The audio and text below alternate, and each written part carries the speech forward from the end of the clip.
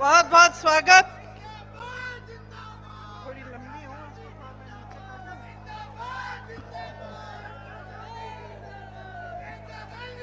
श्री यशपाल आर्या जी, श्री गणेश गोडियाल जी, श्री प्रकाश जोशी जी, श्री प्रदीप टमटा जी,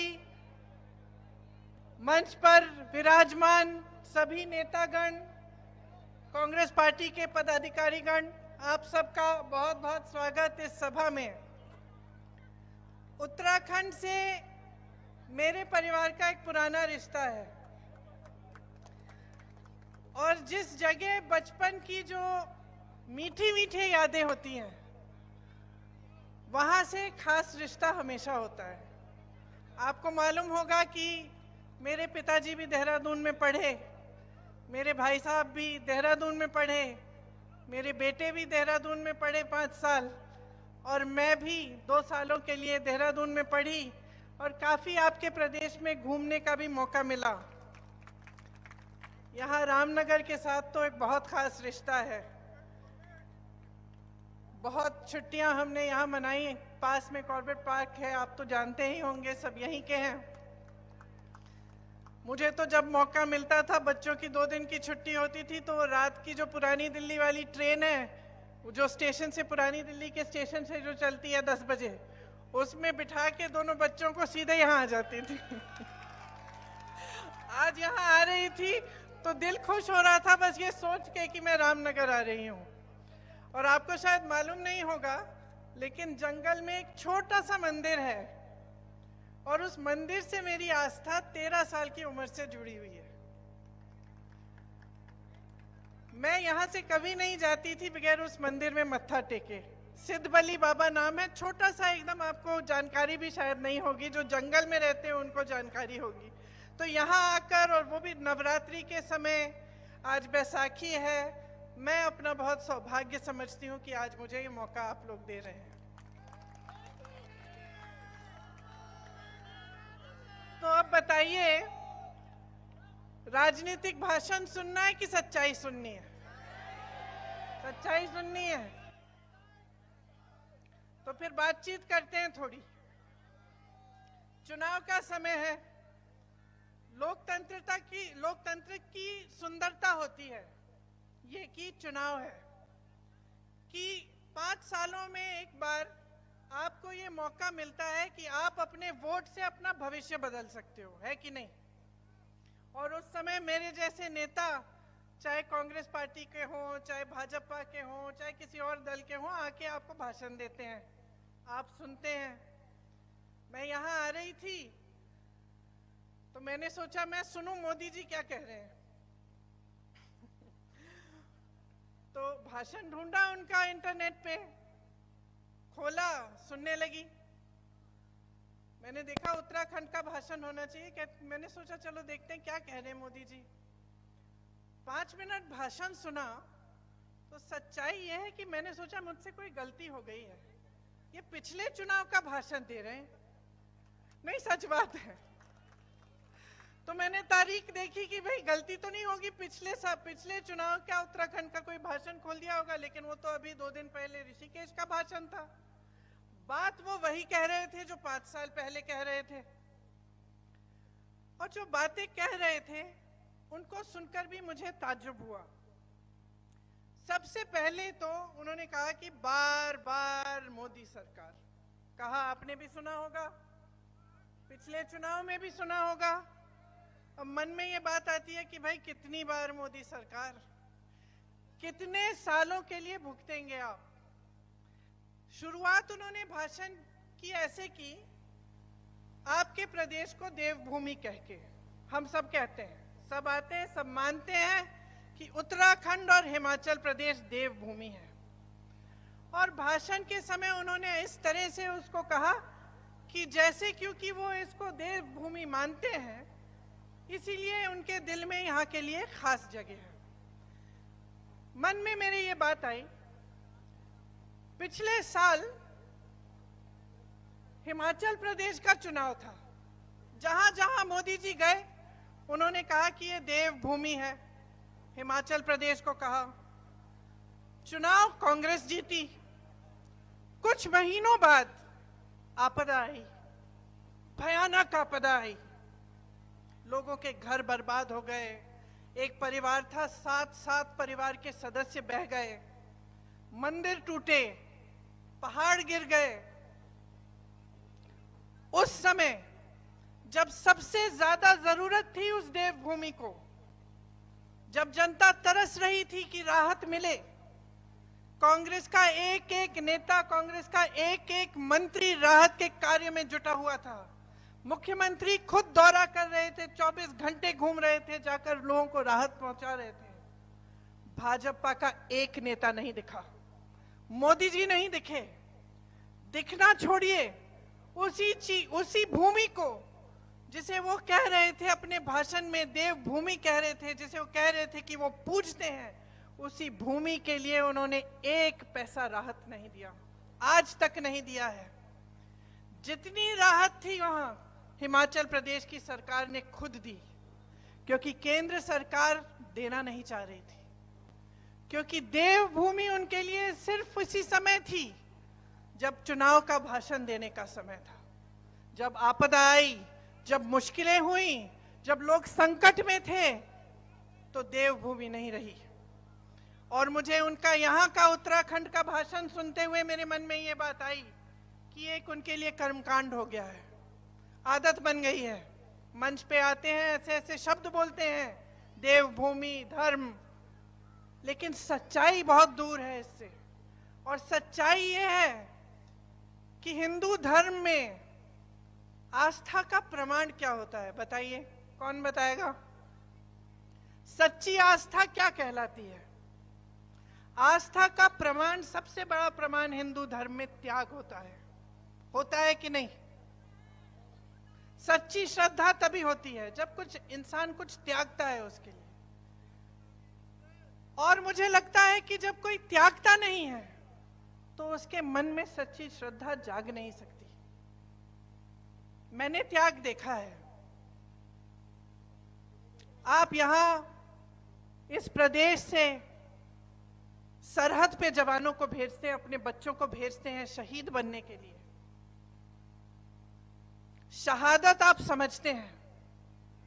मैं 19 साल की उम्र में अपने पिता की टूटी हुई लाश अपनी मां के सामने मैंने रखी। मैं शहादत को समझती हूं और मैं त्याग को समझती हूं। कितनी भी गालियां दें ये मेरे परिवार को, उस पिता के लाश की अगर ये अपमान करें, उस शहीद पिता का अपमान करें, हम चुप रहते हैं, क्योंकि हमारी आस्था नहीं टूटती इस देश में, हमारी श्रद्धा नहीं टूटती, इनके कहने से नहीं टूटती, क्योंकि हमने त्याग दिया है, हमने शहादत देखी है। चाहे कितनी भी गालियां दें, चाहे कितना भी करें, ये हमारे संघर्ष को समझ नहीं सकते। और ये हमारी श्रद्धा, हमारे देश के प्रति प्रेम को कभी नहीं समझ सकते।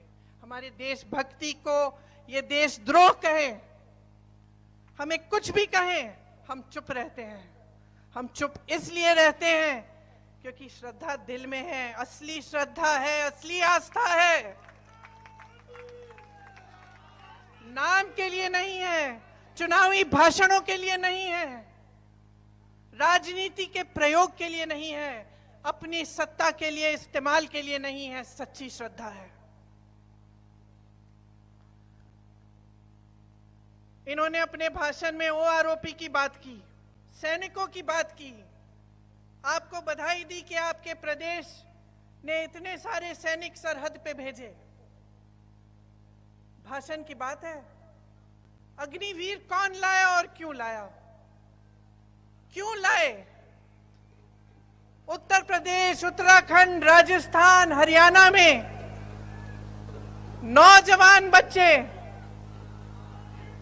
दौड़ लगाते हैं, वर्जिश करते हैं, परिश्रम करते हैं सेना में जाने के लिए। दिल में देशभक्ति की भावना होती है, दिल में ये भावना होती है कि हम करके कुछ दिखाएंगे अपने देश के लिए, हम अपनी देश की सीमा पे खड़े होकर उसकी रक्षा करेंगे। मोदी जी ने तय किया कि अग्निवीर जैसी योजना आएगी, सेना में भर्ती 4 सालों की होगी। जितने भी नौजवान हैं हर प्रदेश में जो तैयारी कर रहे थे, जो सोच रहे थे कि हम सरहद पे जाएंगे, देश की रक्षा करेंगे, हमें स्थिर रोजगार मिलेगा, हम अपने माता पिता की देखभाल करेंगे, जब तक बुढ़े होंगे, जब तक बुजुर्ग हो जाएंगे, तब तक हम उनकी देखभाल कर पाएंगे, सबकी आशाएं टूटी कि नहीं टूटी।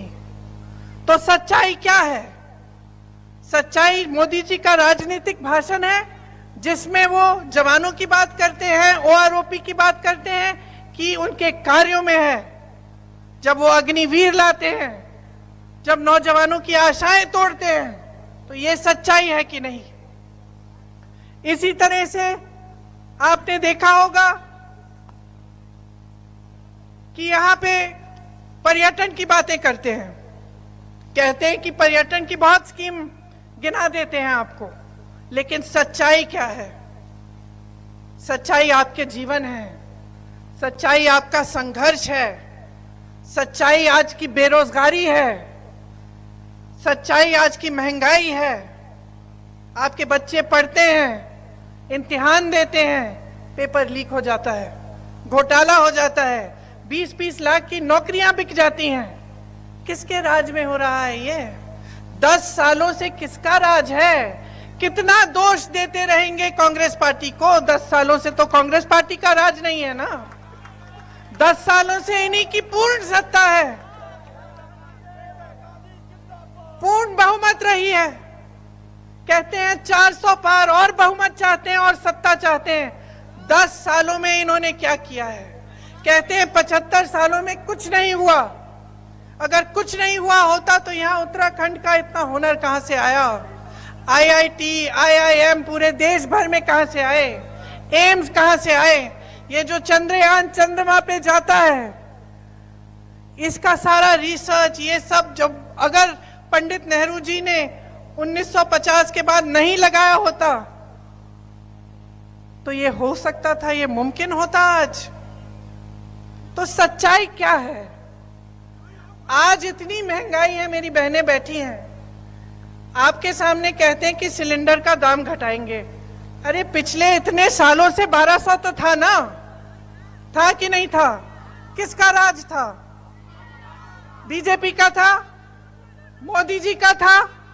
तो पहले कम क्यों नहीं किया? पेट्रोल डीजल के दाम बढ़ते चले जा रहे हैं। किसान खेती में खून पसीना अपना दे रहा है, कुछ कमा नहीं पा रहा है। कल मैं किसी से बात कर रही थी, दिल्ली में, उत्तराखंड के हैं, पलायन करके गए हैं। मैंने पूछा भाई घर कब जाते हो? साल में एक बार जाता हूं। मैंने पूछा दिल लगता है? बोला कि अब मजबूरी है, शहर में तो दिल लग नहीं सकता, लेकिन पूरे परिवार को ले आया हूं। साल में एक बार 1 महीने का मौका मिलता है, जब जाता हूं तो ऐसा लगता है कि 1-2 महीने और बैठूं। दिल नहीं करता घर यहाँ आने का। घर तो मेरा वहां है, पहाड़ों में, उन वादियों में, लेकिन दीदी मैं क्या करूं? वहां नौकरी नहीं मिलती, वहां रोजगार नहीं मिलता। तो ये बड़ी बड़ी बातें, टूरिज्म, ये वो, ऐसी स्कीम वैसी स्कीम, तो सच्चाई पे क्यों नहीं उतर रहे हैं? तो रोजगार क्यों नहीं है आपके प्रदेश में? आपको बाहर क्यों जाना पड़ रहा है? इतना हुनर है। कुछ दिनों पहले मैं विदेश में थी, विदेश में एक रेस्टोरेंट में थी, तो एक व्यक्ति आए मेरे पास कि फोटो खींच लूं मैं आपके साथ। मैंने कहा खींचिए। कहाँ के हैं? मैं उत्तराखंड का हूं। क्या करते हैं? खाना पकाता हूं। और उन्होंने मुझे बताया कि कितने हुनर के साथ कितने सारे उत्तराखंडी लोग बाहर विदेश में शेफ बने हुए हैं, बड़े बड़े ऐसे कार्य कर रहे हैं, लेकिन उनको यहाँ पे आपके अपने प्रदेश में रोजगार नहीं मिल रहा है। हम क्या कह रहे हैं? हम एक सीधी सी बात कह रहे हैं, जहां भी जाती हूं मैं यही कहती हूं, चुनाव को मुद्दे पर लड़वाओ। नेताओं को ये कहती हूं, जब मुझे कहते हैं कि भाई मोदी जी ने ऐसे कह दिया, वैसे कह दिया, हम क्या करें, धर्म की बातें करते हैं, मैं कहती हूं आप मुद्दों की बात करो। 10 साल बीत गए हैं, कुछ देख लिया जनता ने, जितने काम आपने करने थे वो कर लिए आपने, देख लिया है जनता ने क्या किया क्या नहीं किया। अब जनता चाहती है कि मुद्दों पर चुनाव लड़ा जाए, और मैं आपसे कह रही हूं, आपके मुद्दे क्या हैं आज? क्या है? रोजगार,